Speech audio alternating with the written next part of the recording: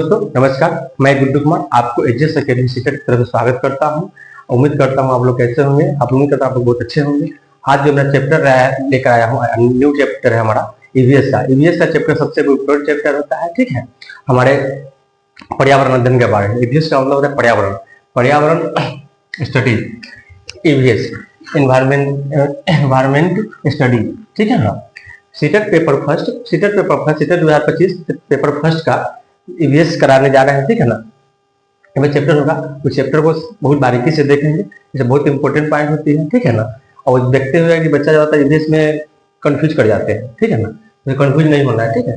सबसे पहले हम जानेंगे कि ईवीएस में क्या होता है, सिलेबस क्या है, कैसे पढ़ते हैं, क्या करना है, कितने नंबर का पूछा जाता है, ठीक है ना। सबसे पहले देखेंगे सीटेट 2025 पेपर फर्स्ट में, ठीक है ना, ईवीएस एनवायरमेंट स्टडी, ठीक है ना। इसमें दिया हुआ है serial number, section, number of equation, question और मार्क्स, और टोटल मार्क्स कितना होता है। टोटल मार्क्स जो होता है हमारा 150 नंबर का होता है। कितने का होता है टोटल मार्क्स, कितना का होता है 150 नंबर का होता है। टाइम भी हमारा 150 मिनट होता है। टाइम जो है मेरा क्या होता है 150 मिनट का ही होता है, 150 मिनट का ही होता है, ठीक है ना। 150 मिनट का ही टाइम होता है। इसमें से CDP माने चाइल्ड डेवलपमेंट ऑफ पेडागोजी, ठीक है ना। चाइल्ड डेवलपमेंट ऑफ पेडागोजी जो रहता है वो भी 30 नंबर का पूछता है, ठीक है ना। ये भी 30 नंबर का पूछता है और नंबर मार्क्स भी इसका 30 नंबर का ही होता है, ठीक है ना। हो गया। अब आइए सीरियल नंबर दूसरा होता है मैथ भी हमारा 30 नंबर का पूछता है। उसका मार्क्स भी हमारा कितना होता है 30 नंबर का ही होता है, ठीक है। 30 नंबर का मार्क्स होता है। अब आ जाइए लैंग्वेज में बहुत बच्चे कंफ्यूज कर जाते हैं। जब फर्स्ट लैंग्वेज में क्या करो, सेकंड लैंग्वेज को ध्यान रखना होता है। अगर मान चलिए कि आपने फर्स्ट लैंग्वेज में अगर हिंदी लिया है, ठीक है ना। फर्स्ट लैंग्वेज में अगर हिंदी लिया है तो सेकेंड लैंग्वेज में क्या लेता है लोग, इंग्लिश लेता है या संस्कृत लेता है, ठीक है ना। इंग्लिश या संस्कृत लेता है, ठीक है, संस्कृत लेता है, ठीक है। तो फर्स्ट लैंग्वेज अगर इंग्लिश से कोई अगर हिंदी ले रहा है तो सेकेंड लैंग्वेज या तो हिंदी लेगा, संस्कृत या उर्दू कोई भी लेगा, ठीक है ना। तो सेकेंड लैंग्वेज जो होता है, फर्स्ट लैंग्वेज होता है, फर्स्ट लैंग्वेज में भी 30 नंबर का क्वेश्चन पूछा जाता है और 30 नंबर का मार्क्स भी होता है, ठीक है ना। हो गया, समझ आ गया। अब सेकेंड लैंग्वेज में क्या होता है, सेकेंड लैंग्वेज कुछ भी ले सकते हैं। अगर फर्स्ट लैंग्वेज इंग्लिश लेते हैं तो सेकेंड लैंग्वेज हिंदी लीजिए, संस्कृत लीजिए, कुछ भी ले सकते हैं। अगर सेकेंड लैंग्वेज आप अगर मान के फर्स्ट लैंग्वेज हिंदी लिए हुए हैं तो सेकेंड लैंग्वेज क्या होगा हमारा, या तो इंग्लिश होगा या तो संस्कृत होगा, ठीक है ना। इसमें भी क्या होता है 30 नंबर का होता है। सेकेंड लैंग्वेज हमारा फर्स्ट लैंग्वेज इंग्लिश है तो सेकेंड लैंग्वेज हमारा क्या हो जाएगा, इंग्लिश हो जाएगा या संस्कृत हो जाएगा, ठीक है ना। अब आ जाइए हमारा 5 नंबर से, 5 में क्या आता है ईवीएस भी कितना नंबर का पूछता है हमारा 30 नंबर। मार्क्स में कितना होता है 30 नंबर का होता है, ठीक है। ईवीएस भी हमारा 30 नंबर का होता है और 30 नंबर का मार्क्स पूछा जाता है, ठीक है ना। इसमें क्या होता है, इसमें दो विषय होते हैं, ठीक है ना। 30 नंबर में एक होता है मेरा सब्जेक्ट से और दूसरा होता है पेडागोजी से।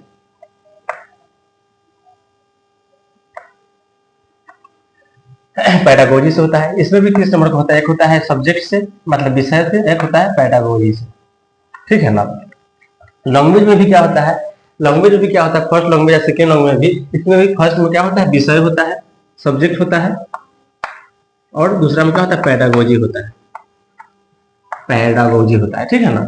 सेकेंड लैंग्वेज में भी, इसमें भी क्या होता है विषय होता है, सब्जेक्ट होता है और पेडागोजी होता है।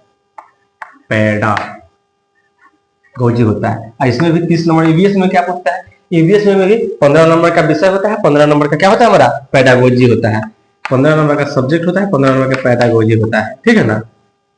आगे समझ, इसका ही मार्क्स 30 नंबर का होगा, इसका ही मार्क्स 30 नंबर का होगा, इसका ही मार्क्स 30 नंबर का होगा, और चाइल्ड डेवलपमेंट का भी 30 नंबर का होगा और मैथ का भी 30 नंबर का होगा, ठीक है ना। ये अब हमारे सबसे बारीकी सी बात है, मैं क्या है इंपॉर्टेंट बात है ईवीएस पे, क्योंकि हमारा ईवीएस से क्लास चलेगा। ईवीएस का सबसे पहले देखेंगे, ईवीएस में क्या होता है कि हमको 30 नंबर का क्वेश्चन पूछा जाता है। तो 30 नंबर में 15 नंबर का पेडागोजी होता है, 15 नंबर का क्या होता है हमारा विषय का होता है, ठीक है। उसको हम सब बारीकी से देखेंगे। सबसे पहले देखेंगे ईवीएस क्या है। हमारा ईवीएस क्या है, एनवायरमेंट स्टडीज क्या है, इन्वायरमेंट स्टडीज क्या है हमारा पर्यावरण अध्ययन। पर्यावरण क्या है हमारा, जितने भी आसपास के जो हमारी चीज चारों तरफ के जो चीज हमारा जो दिखता है वही हमारा पर्यावरण है, ठीक है ना। इसको ठीक है ना, पर्यावरण है। ईवीएस हो गया, ये समझ गए आप लोग, ठीक है ना। अब अच्छी तरह से अब हम लोग क्या करेंगे, ईवीएस पर्यावरण के बारे में जानेंगे। पर्यावरण, पर्यावरण के बारे में जानेंगे, ठीक है ना। सबसे पहले जानेंगे क्या, जानेंगे पर्यावरण, ठीक है। अब इसके बाद हम समझ में आ गए अब पर्यावरण हुए, जिसमें से आपको ईवीएस का जो चैप्टर हमारा है, चैप्टर जो है कुछ चैप्टर कुछ नहीं होता है, सब मैप चित्र और क्या होता है शिक्षण से भी होता है सर उसमें, और क्या होता है पंछी के बारे में भी जाना जाता है, उसके बाद बच्चे के बारे में जानता है, ठीक है। और कुछ वैज्ञानिक भी आएंगे उसको भी हम लोग आगे देखेंगे, पढ़ेंगे और समझते हुए चलना है। इसमें अगर आपको कम से कम 30 में से 30 लाना चाहिए नंबर ईवीएस में, ठीक है ना। ईवीएस में बच्चे घबरा जाते हैं, कभी लाते हैं 20, कभी 21 और क्या करते हैं कभी 15 नहीं आता है। इसके लिए हमको अच्छे से देखेंगे, अगर मैप अगर बनाना जान गए, सब कुछ समझना जाएगा, पंछी के बारे में जान गए, हाथी के बारे में जान गए, जानवर के बारे में जान गए, या चाहे दिशा के बारे में जान गए, तो आपको गलती नहीं होगा, ठीक है। एक आध क्वेश्चन की नहीं कर सकते हैं, लेकिन 30 में 30 नंबर आना चाहिए, कम से कम 30 में से क्या होता है 28 या 29 नंबर होना चाहिए, ठीक है। हमको पास होने के लिए कितना नंबर चाहिए, 90 नंबर। 150 नंबर में हमको कितना नंबर चाहिए, 90 नंबर का हमारा क्या होता है पास मार्क होता है जनरल के लिए। और SC/ST वालों के लिए क्या होता है, रिजर्व सीट में होता है, तो क्या चाहिए उसको 82 चाहिए, 82 चाहिए होता है, ठीक है ना। 82 नंबर हो गया वो पास हो गया। लेकिन जब जनरल कैटेगरी से अगर भरा जाएगा उसमें क्या होता है हमारा 90 नंबर लाना अनिवार्य हो जाता है। 90 नंबर हमारा 60% होता है जो उनको लाना पड़ेगा, ठीक है ना। अब हम लोग पर्यावरण को देखेंगे, ठीक है। पर्यावरण को हम लोग, ठीक है, सिलेबस सर हम बता दिए थे कितने नंबर का पूछता है, तो 70 सारे जो प्रश्न है 30 नंबर के होते हैं। कुल प्रश्न हमारे कितने नंबर होता है, 150 प्रश्न होते हैं। 150 प्रश्न के लिए समय कितना होता है, 150 मिनट होता है, ठीक है। अब हम देखेंगे पर्यावरण के बारे में। पर्यावरण क्या कह रहा है मेरा, इन्वायरमेंट।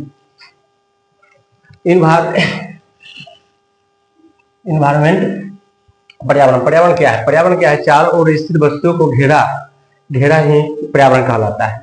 चारों तरफ के जितने भी हमारे वस्तु है, जितने हमारे नजर आते हैं पेड़ पौधे जितने भी, वो सब क्या है पर्यावरण है, ठीक है।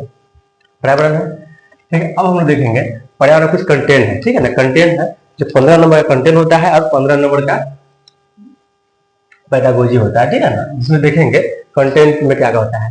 पहला क्या है, परिवार और मित्र, परिवार और मित्र, ठीक है ना। फैमिली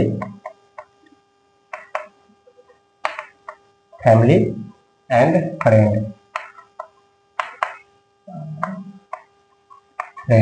ठीक है। फैमिली और फ्रेंड्स हो गया। दूसरा क्या है, खाना मतलब फूड्स, ठीक है ना। तीसरा में आश्रय, ठीक है ना। कंटेंट में जो थीम होता है और उप थीम होता है उसी के बारे में बता रहे हैं। थीम और उप थीम कितने हैं, 6 थीम है। इसमें से क्या है, 4 परिवार और मित्र, कितना उप थीम है, परिवार और मित्र क्या है उप थीम है, ठीक है ना। और अब कितने हैं, 5 थीम है। खाना है तो थीम है, आश्रय भी थीम है, ठीक है ना। युग थीम है, परिवार और मित्र, ठीक है ना। ये क्या होता है परिवार और मित्र, इसके भी चार इसके भी क्या होते हैं, 4 उप थीम होते हैं। थीम, इस थीम का पर्यावरण मित्र का, पर्यावरण 6 थीम में से एक थीम ऐसा है पर्यावरण परिवार और मित्र, उसका भी उप थीम 4 होते हैं, ठीक है ना। 6 थीम में से खाना भी थीम है, ठीक है ना। आश्रय, वाटर मतलब पानी, यात्रा मतलब ट्रेवल, ठीक है ना।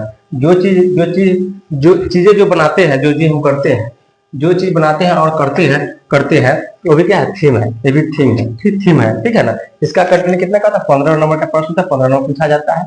और क्या था, शैक्षणिक मुद्दे भी 15 नंबर का प्रश्न होता है। 15 प्रश्न होते हैं इसमें 15 प्रश्न होते हैं, ठीक है। 15 नंबर क्वेश्चन पूछा जाता है। पहला क्या रहा है, क्या ईवीएस की अवधारणा है और कार्यक्षेत्र, ईवीएस की अवधारणा और उसके कार्यक्षेत्र बताना है, ठीक है ना। कार्यक्षेत्र नेक्स्ट हमारा है ईवीएस का क्या है, ईवीएस एकीकृत, ईवीएस का महत्व है। ईवीएस क्या है, एकीकृत और इसका महत्व जानेंगे, ठीक है। दूसरा आ जाएगा हमारा पर्यावरण अध्ययन और पर्यावरण शिक्षण, पर्यावरण अध्ययन और पर्यावरण शिक्षण है। नेक्स्ट हमारा है, नेक्स्ट क्या है, सीखने का सिद्धांत। पर्यावरण में क्या है, सीखने का सिद्धांत, यही बहुत इंपोर्टेंट है, इंपोर्टेंट प्रश्न है। दूसरा है विज्ञान और सामाजिक विज्ञान, विज्ञान और सामाजिक विज्ञान का दायरा और संबंध, विज्ञान और सामाजिक विज्ञान का दायरा और उसके संबंध के बारे में बताना है, ठीक है ना। देख लिए इसका भी कुछ थीम होते हैं, ठीक है ना। जैसे थीम क्या है, इसके थीम क्या, तो 6 थीम होते हैं, जिसमें से एक थीम जो होता है उसका उप थीम 4 होते हैं। परिवार और मित्र का जो होता है थीम क्या होता है, परिवार और दोस्त का क्या होता है, परिवार और मित्र का, उसका 4 थीम होते हैं। जैसे में खाना पीना और रहन सहन, समझे क्या होता है, उप थीम होते हैं। ठीक है, हम लोग देखेंगे। ठीक है, अब नेक्स्ट हमारा है क्या है, विज्ञान और सामाजिक विज्ञान का दायरा एवं संबंध देखेंगे हम लोग। ठीक है,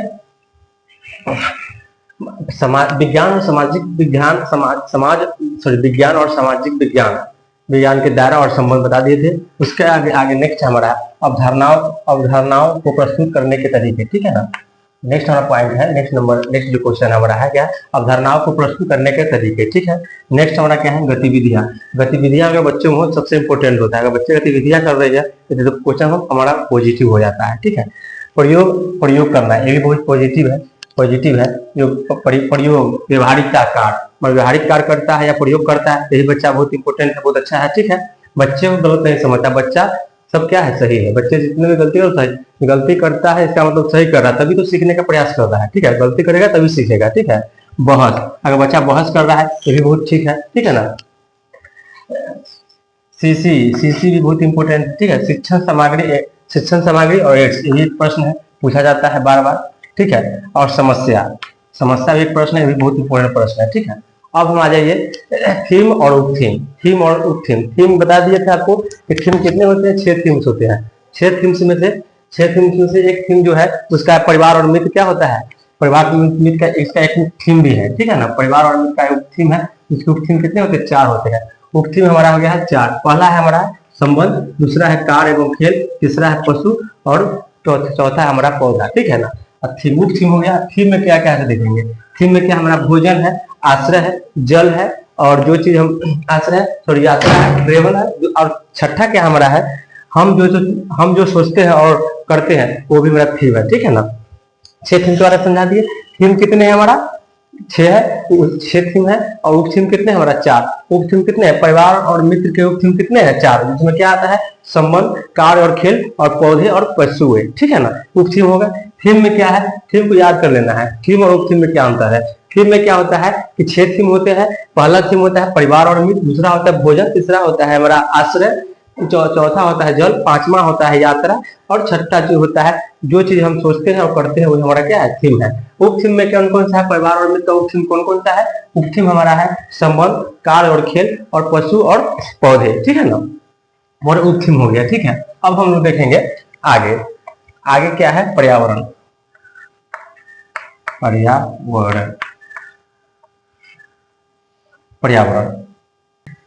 ठीक है, तो देखेंगे हम लोग थीम और उपथीम के बारे में जानेंगे। थीम के बारे में बताया दिए थे कि थीम मेरे क्षेत्र 6 थीम होते हैं, उपथीम 4 होते हैं, 4 उपथीम होते हैं और 6 उपथीम होते हैं। ठीक है ना, अब हम पर्यावरण के बारे में बताए थे। पौधे, जीवों के चारों ओर स्थित सभी वस्तु क्या कहलाता है, पर्यावरण कहलाता है। जीवों के चारों तरफ जितनी वस्तु है समझो क्या है, पर्यावरण कहलाता है। ठीक है, पर्यावरण है। ठीक है, अब हम लोग देखेंगे पर्यावरण के घटक क्या है, 2 घटक होते हैं, एक जैविक घटक है और एक अजैविक घटक है। ठीक है ना, अजैविक घटक और जैविक घटक। अजैविक घटक में क्या होता है, निर्जीव वस्तु होता है।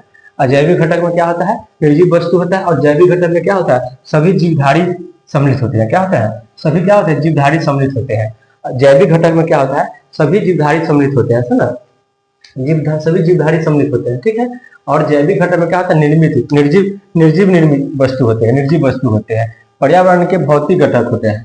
पर्यावरण क्या होता है, भौतिक घटक होता है। ठीक है ना, तो पर्यावरण के भौतिक घटक में ए क्या कहता है, ए में पर्यावरण के भौतिक घटक ए क्या कहता है, ए में क्या है, जैविक घटक। ठीक है ना, जैविक घटक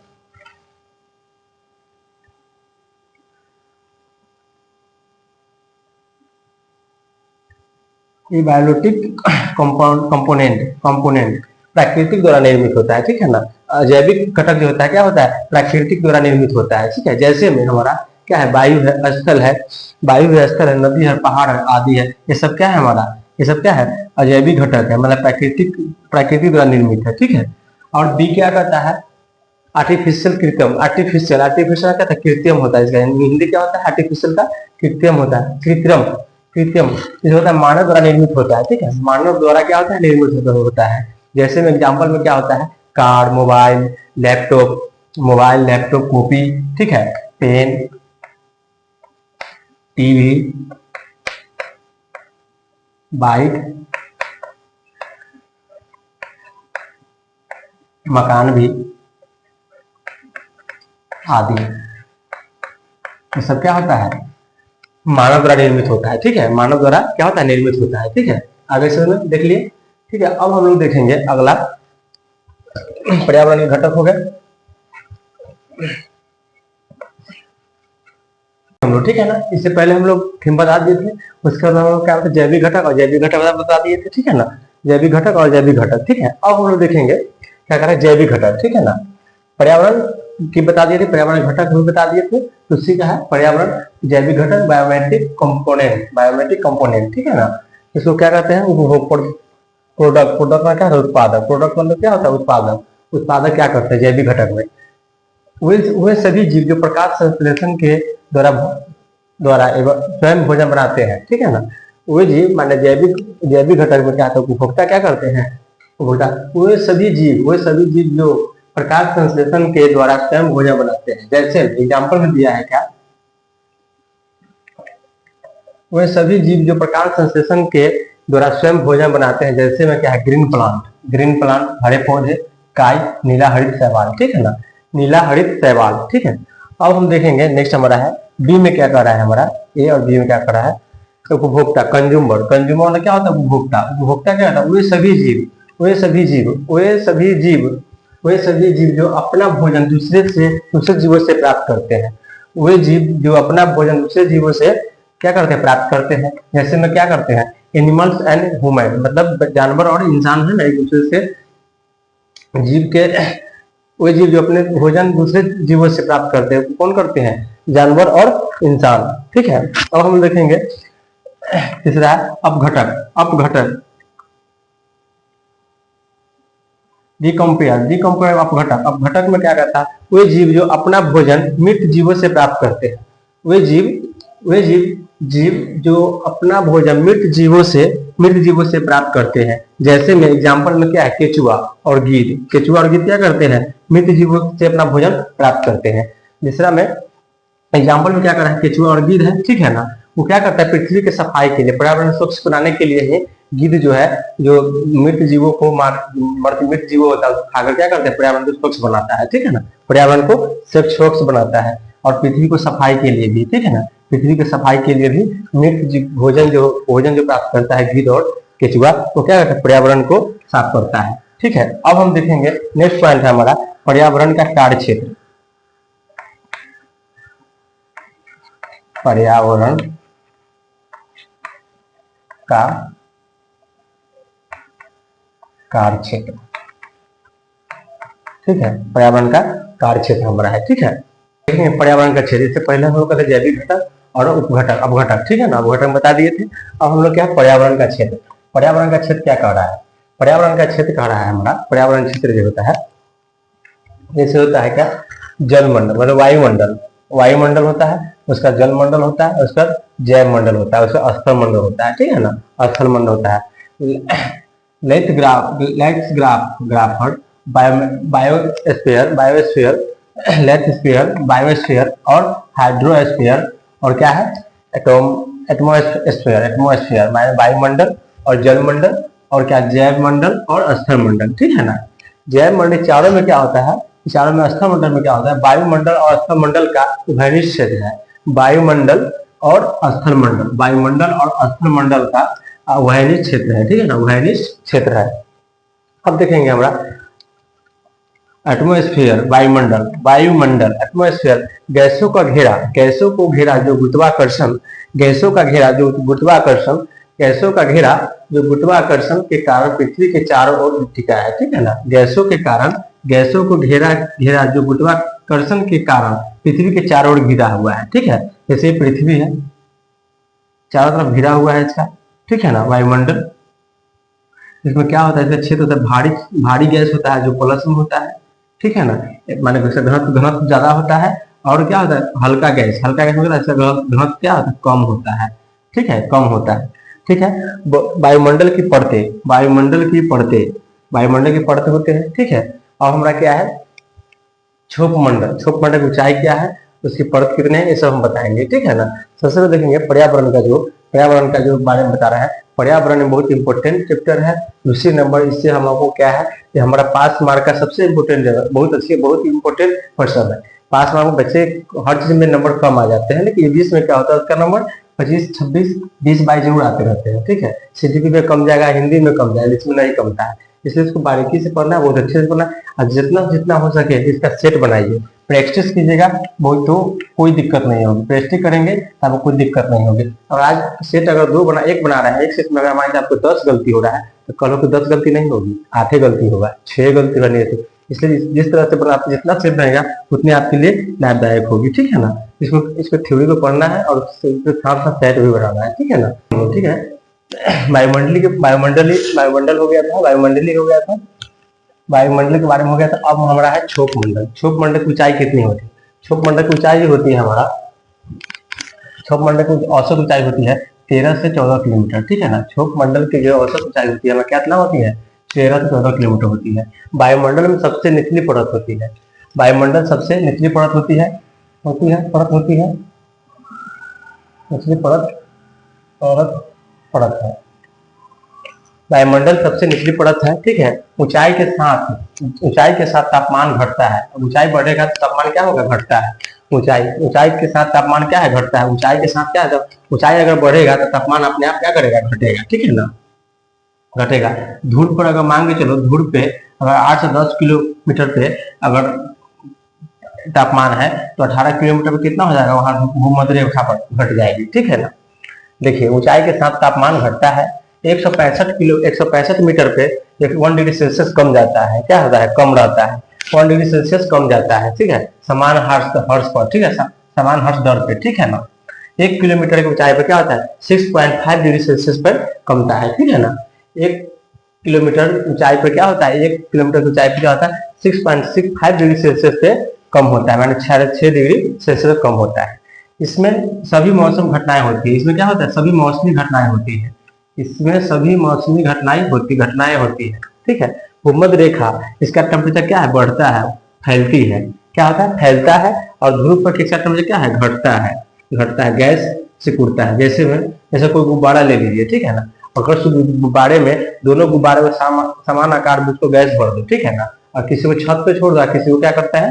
किसी के रूम में एसी वाला रूम में रख दो, तो क्या होता है? अगर खुला गैस मिल जाता है, क्या है? वो फैलता है। अगर उसको नॉर्मल स्थिति में रख देंगे तो क्या होगा? सिकुड़ता है। ठीक है, सिकुड़ता है। जैसे टेम्परेचर देख लीजिए, यहाँ धूप पे इतना है और भूमध्य रेखा पर कम है, तो टेम्परेचर क्या है? यहाँ ज्यादा है, वहां कम है। ठीक है, इसमें क्या होता है?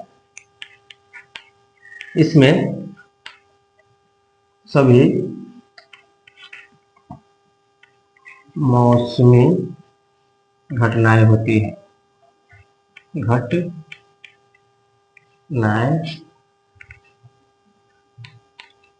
घटनाएं होती है। छोप मंडल में क्या होता है? इसमें सभी मौसमी घटनाएं होती है। ठीक है ना, सभी मौसमी घटनाएं होती है।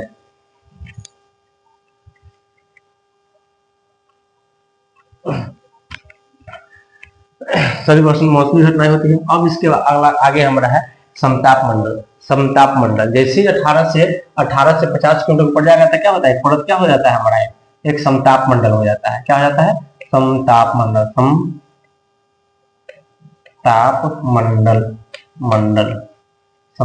हो जाता है। ठीक है, तो आइए हम समताप मंडल के बारे में देखते हैं। इसमें बताया था, वायुमंडल में बता दिए थे कि सभी मौसमी घटनाएं होती है। ठीक है ना, अब हमारा है समताप मंडल।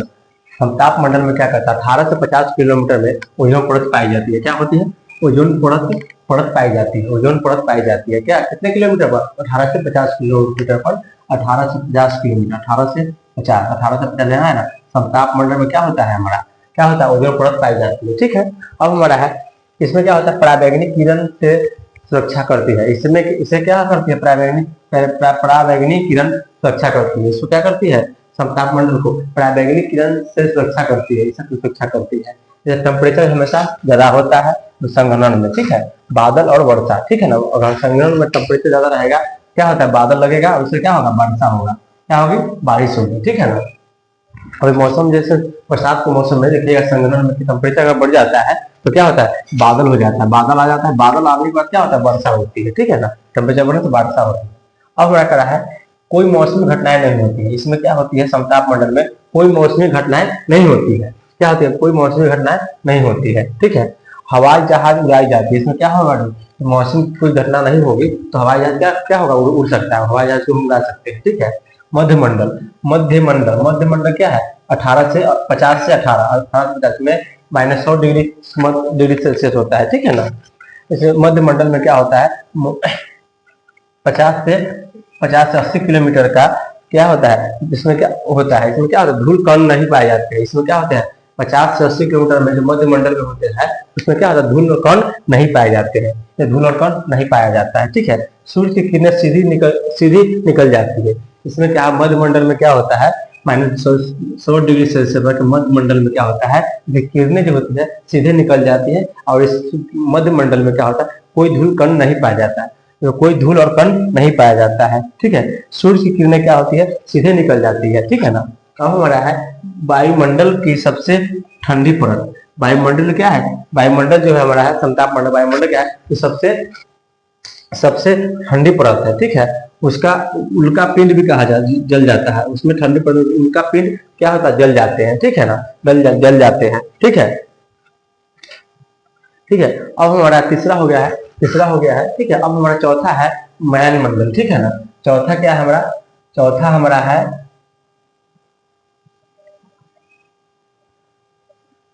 आयान मंडल। चौथा क्या हमारा, आयान मंडल, आयान मंडल चौथा वाला, चौथा क्या हो जाएगा हमारा, आयान मंडल। देखेंगे हम लोग। ठीक है, देखेंगे हम लोग मध्य समताप मंडल और मध्य मंडल हो गया था, बता दिए थे। चौथा है हमारा आयन मंडल और पांचवा है वायुमंडल, वीरमंडल। ठीक है ना, चौथा है आयन मंडल, पांचवा है वीरमंडल।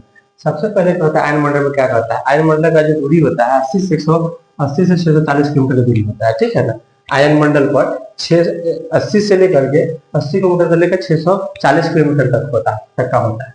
इसमें क्या होता है, गैसों का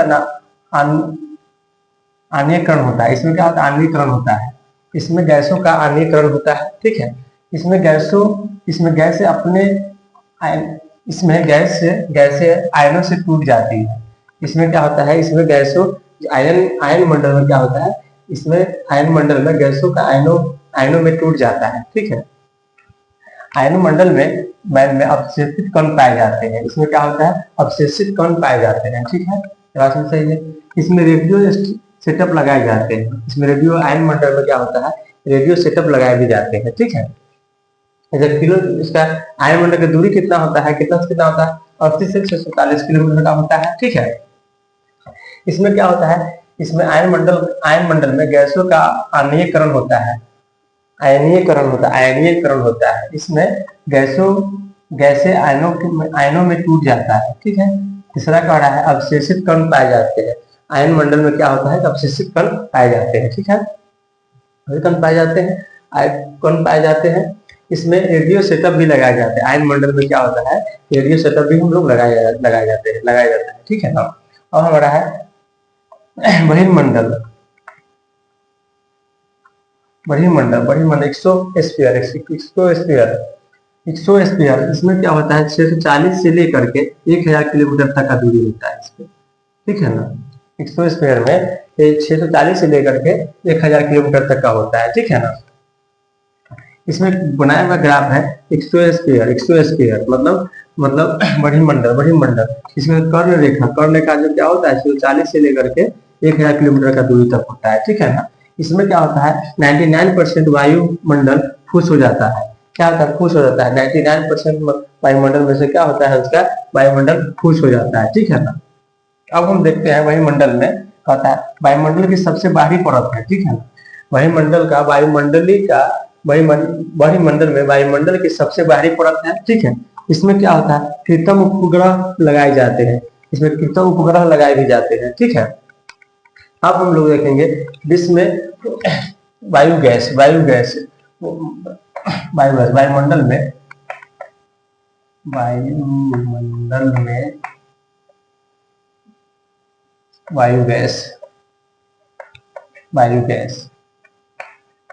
गैस के बारे में जानेंगे। देखेंगे कि नाइट्रोजन कितने परसेंट होता है, ऑक्सीजन कितने परसेंट होता है। ठीक है, कार्बन डाइऑक्साइड कितने परसेंट होता है, वो हम लोग जानेंगे। ठीक है, अब हम लोग 5वां हो गया था आयन मंडल हो गया कि वर्षी मंडल हो गया। ठीक है, अब हम लोग देखेंगे हम लोग आयन मंडल के बारे में बता दिए थे। ठीक है, ठीक है भाई, आयन मंडल के बारे में बता दिए थे। और हम बोल रहे थे कि वायुमंडल की गैस, वायुमंडलीय गैस, वायुमंडल में गैस के कितने परसेंट होते हैं तो देखेंगे। Gases of the atmosphere, gases of the atmosphere के बारे में देखेंगे। नाइट्रोजन जो हमारा है 78% होता है। वायुमंडलीय में जो नाइट्रोजन की संख्या कितनी होती है, सबसे ज्यादा होता है। वायुमंडल में नाइट्रोजन की संख्या सबसे ज्यादा होता है, कितना होता है 78% होता है। सबसे ज्यादा परसेंट कितना होता है, 78% होता है। ऑक्सीजन कितना होता है, 21% होता है। ऑक्सीजन कितना होता है वायुमंडल में, वायुमंडल में ऑक्सीजन की मात्रा कितनी होती है, 21% होती है। और आर्गन का कितना होता है, 0.93% होता है, 0.93% होता है। ठीक है, कार्बन डाइऑक्साइड का कितने परसेंट होता है, CO2 कितना होता है, 0.03% होता है, 0.03% सबसे कम होता है। ठीक है, अब हम कह दिए हैं अकिरणीय गैस। अकिरणीय गैस कौन कौन सा है, अकिरणीय गैस के बारे में जानेंगे। अकिरणीय गैस कौन कौन सा है, आर्गन है, हीलियम है, निनॉन है, कीटोन है, जीनॉन है और ईरान है। ठीक है, कौन कौन है अकिरणीय गैस, कौन कौन है, आर्गन, हीलियम, निनॉन और कीटोन और जीनॉन और ईरान है। ठीक है, अब हम लोग देखेंगे वायुमंडल में विभिन्न गैसों का मिश्रण है। वायुमंडल में विभिन्न गैसों का मिश्रण है। वायुमंडल में क्या है, विभिन्न गैसों का मिश्रण है। पहला है नाइट्रोजन। नाइट्रोजन 78.8%, 78.8% है, इक्वल टू कितना हो जाएगा, 70% हो जाएगा। ठीक है, ऑक्सीजन कितना है, 20.95% है, तो कितना हो जाएगा, 21% मान के चलेंगे। ठीक है, 21 के अति में है, नजदीक में है। आर्गन कितना है, आर्गन कितना परसेंट है वायुमंडल में, 0.93% है, 0.93% है। आर्गन यहाँ पे दिया हुआ है यहाँ पे दिया हुआ है। ठीक है, अब कार्बन डाइऑक्साइड कितना है, कार्बन डाइऑक्साइड कितना है वायुमंडल में, कितने परसेंट है, 0.036% है। कितना है कार्बन डाइऑक्साइड, कितना है 0.036% है। ठीक है, देखेंगे हम। ठीक है, कार्बन डाइऑक्साइड कितना है, 0.0636%। कितना है कार्बन डाइऑक्साइड, कितना है वायुमंडल में कार्बन डाइऑक्साइड की मात्रा कितना है, 0.036% है। ठीक है, अब आगे हमारा नियॉन कितना परसेंट है। नियॉन जो हमारा है वायुमंडल में गैसों के मिश्रण कितना है, नियॉन का 0.002% है, 0.002% है। ठीक है, हीलियम का कितना परसेंट है, 0.0005% है, 0.0005% है। ठीक है, कीटोन कितना है, 0.001% है। कितना है, 0.001% है। ठीक है, जीनोन के कितना परसेंट है, 0.000009% है। जीनोन कितना परसेंट है, 0.00009% है। ठीक है, अब हम लोग देखेंगे हाइड्रोजन कितना परसेंट है, 0.00005% है, 5% है। ठीक है, अब हमारा वायुमंडल में विभिन्न गैसों का मिश्रण था हो गया है। अब हमारा जो है स्थल मंडल के बारे में जानेंगे। अब इसके बाद कौन सा है, स्थल मंडल।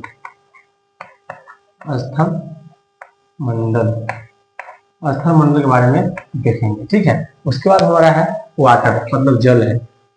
जल संरक्षण कैसे करते हैं, जल कैसे प्राप्त होता है, जल कहाँ ज्यादा सबसे ज्यादा कमियां है। ठीक है, इस सब के बारे में जानेंगे। ठीक है ना, जल को कैसे बचाया जाता है, कैसे उपयोग करेंगे, वो भी हम लोग देखेंगे। ठीक है, स्थल मंडल के बारे में देखेंगे। ठीक है ना, स्थल मंडल के बारे में पृथ्वी के ऊपरी ठोस परत, पृथ्वी के ऊपरी के ठोस परत। ठीक है, पृथ्वी के लगभग 1/3 भाग में फैला है। ठीक है ना, पृथ्वी जो है 1/3 भाग में फैला हुआ है। इसमें 29% में क्या है, पृथ्वी है, 29% में क्या है, पृथ्वी है, 71% में क्या है, पूरा जल है, पानी है। ठीक है ना, पृथ्वी जो है हमारा, एक पृथ्वी है, इसमें से क्या है, 1/3 भाग का है। इसमें से इसमें क्या है, पानी से भरा हुआ है, इतना है पृथ्वी। 1/3 भाग पानी है और एक भाग में क्या है, पृथ्वी है। जैसे पृथ्वी के लगभग 1/3 भाग में फैला हुआ है, जिसमें 29% क्या है हमारा पृथ्वी है, और 71% क्या है, 100% 71% क्या है, जल। ठीक है, शैलों एवं खनिजों से बना है। पृथ्वी है शैलों एवं खनिजों से बना है। ठीक है, यह मृदा पतली परत से ढका हुआ है। यह मृदा पतली परत से ढका हुआ है। ठीक है, जिसमें पृथ्वी पर आता है क्या, पर्वत, पठार, मैदान, घाटी आदि पाए जाते हैं। ठीक है, इसमें मुख्यतः सिलिका और एल्युमिनियम पाया जाता है। सिलिका एवं एल्युमिनियम पाया जाता है। ठीक है, पृथ्वी पर, जिसमें से 100% है, जैसे 100%, जिसमें से हम खारा पानी कहाँ का पाया जाता है देखेंगे। खारा पानी, खारा पानी, खारा पानी, इसमें से 71% में क्या है, जल है, और 29% में क्या है, पृथ्वी है। पृथ्वी, खारा पानी का अगर कोई हो, ठीक है, खारा पानी कितने परसेंट है, कौन कौन सागर में, ठीक है, कौन कौन सा महासागर में। ठीक है, खारा पानी का जो है, खारा पानी जो है 100% है पानी, पृथ्वी पे 100% पानी है, जिसमें से 71% में क्या है, जल है, और 21% में क्या है, मेरा पृथ्वी, क्या है, पृथ्वी। ठीक है, देखेंगे वो। प्रशांत महासागर में 97.3% खारा पानी, 97.3% खारा पानी है महासागरों में। बर्फ छत्रक में कितना है, 0.02% है, 0.02% है। ठीक है ना, बर्फ छत्रक में है, बर्फ छत्रक में जो खारा पानी की मात्रा है 0.2% है। ठीक है ना, भूमिगत जल में जो खारा पानी का कितने परसेंट है, 0.68% है, मतलब 0.68% है। ठीक है, तो हम देखें झीलों का अवलग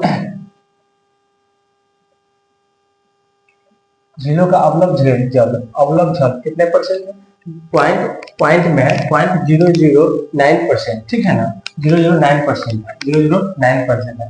स्थलीय समुद्री एवं नमकीन झीलें, स्थलीय समुद्र एवं नमकीन झीलें का कितना परसेंट है, 0.009% है, 0.009% है। ठीक है, वायुमंडल में कितना है, 0.00919% है, 19% है।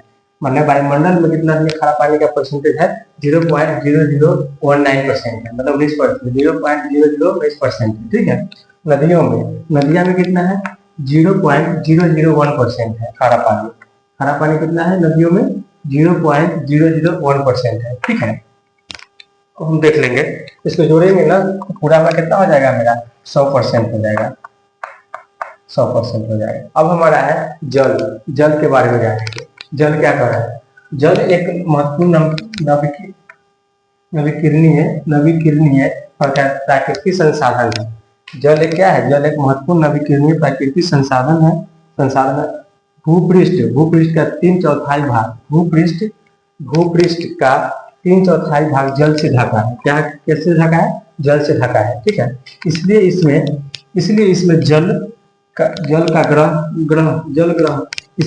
इसलिए इसे जल ग्रह कहना उपयुक्त है। ठीक है, इसे जल ग्रह कहना उपयुक्त है। लगभग इसमें क्या करा है, लगभग 3.5 मतलब 3.5 अरब वर्ष पहले, मतलब 3.5 अरब वर्ष पहले जीवन आदि महासागरों में ही प्रारंभ हुआ था। यद्यपि आज भी महासागर पृथ्वी की सतह के 2/3 भाग से ढका हुआ है। कितने से ढका हुआ है, 2/3 भाग से ढका हुआ है। ठीक है, 2/3 भाग से ढका हुआ है। ठीक है, अब हम लोग देखेंगे महासागर जो है पृथ्वी की सतह के 2/3 भाग को ढके हुए हैं। ठीक है, 2/3 भाग को ढके हुए हैं। ठीक है, अब हम लोग देखेंगे पानी का एक इम्पोर्टेंट पॉइंट है, पानी से ही जल संसाधन।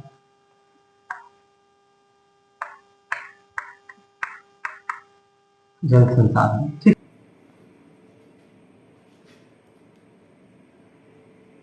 देखेंगे हम लोग। ठीक है, जल जल के बारे में। पृथ्वी पर जल न बढ़ना न बढ़ सकता है न घट सकता है। पृथ्वी पर जो जल है, जल की जो मात्रा है वो घट सकता है और न बढ़ सकता है। आपको पता है कि पृथ्वी पर क्या होता है कि 100% जल है, 100% जल है। 100% में इसमें से क्या होता है, 71% तो बता दिए कि जल है और 21% में क्या है, पृथ्वी है। ठीक है, पृथ्वी पर जल न बढ़ाया जा सकता है और न ही घटाया जा सकता है, और इसकी कुल मात्रा स्थिर रहती है। और इसकी कुल मात्रा क्या होती है, स्थिर रहती है। पृथ्वी पर जो जल है न घटाया जा सकता है और भी बढ़ाया जा सकता है, और न ही घटाया जा सकता है नहीं बढ़ाया जा सकता है। इसकी कुल मात्रा स्थिर रहती है।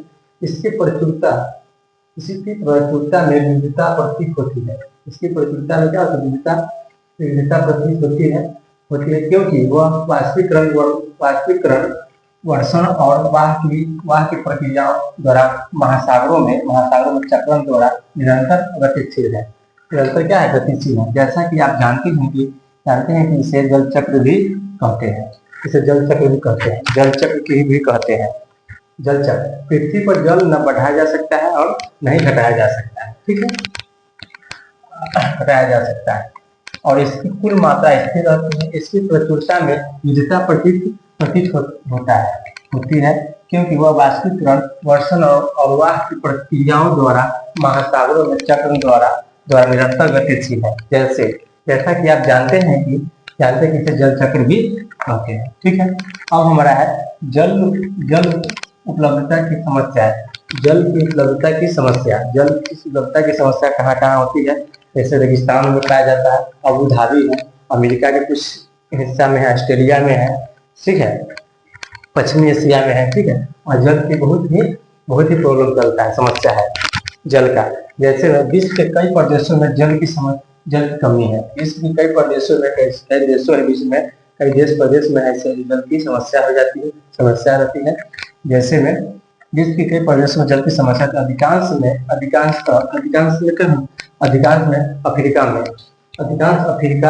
अफ्रीका, पश्चिमी एशिया, दक्षिणी एशिया, पश्चिमी संयुक्त राज्य अमेरिका में।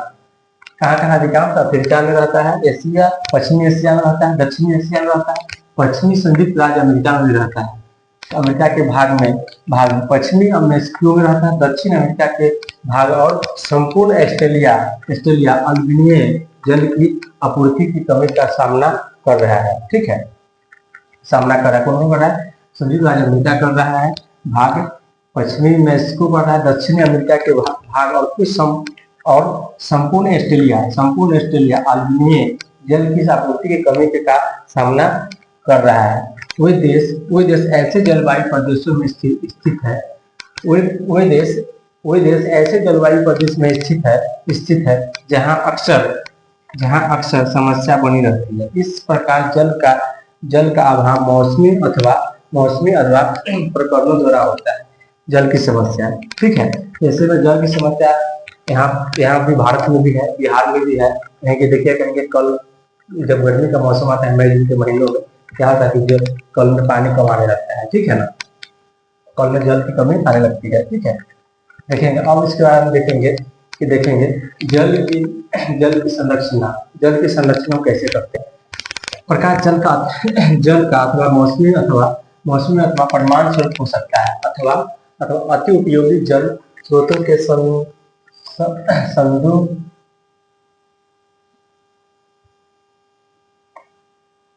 संदूषण के कारण भी जल का अभाव हो सकता है। ठीक है, जल संसाधनों का संरक्षण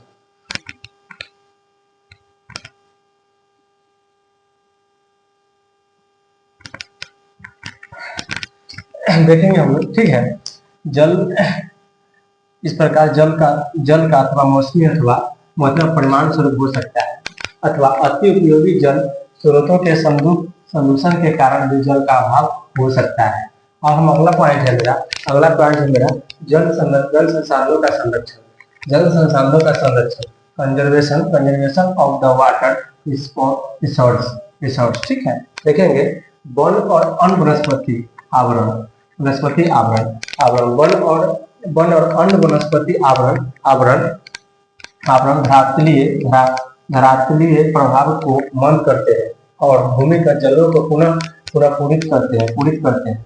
जल का संग्रहण पृष्ठीय प्रभाव को बढ़ाने की दूसरी विधि है, ठीक है। जल को बढ़ाने की क्या है, दूसरी विधि है, ठीक है। आज का ईवीएस का क्लास मेरा फर्स्ट क्लास है, आज पहली क्लास है ईवीएस का फर्स्ट क्लास है मेरा क्लास है, ठीक है। कल का जो क्लास होगा मेरा नेक्स्ट क्लास जो हमारा है प्रदूषण, ठीक है। प्रदूषण होगा क्लास में, प्रदूषण नेक्स्ट क्लास हमारा क्या होगा, प्रदूषण। टॉपिक का नाम रहेगा प्रदूषण, ठीक है। आज का क्लास हमारा यहीं तक रहेगा। धन्यवाद, नमस्कार।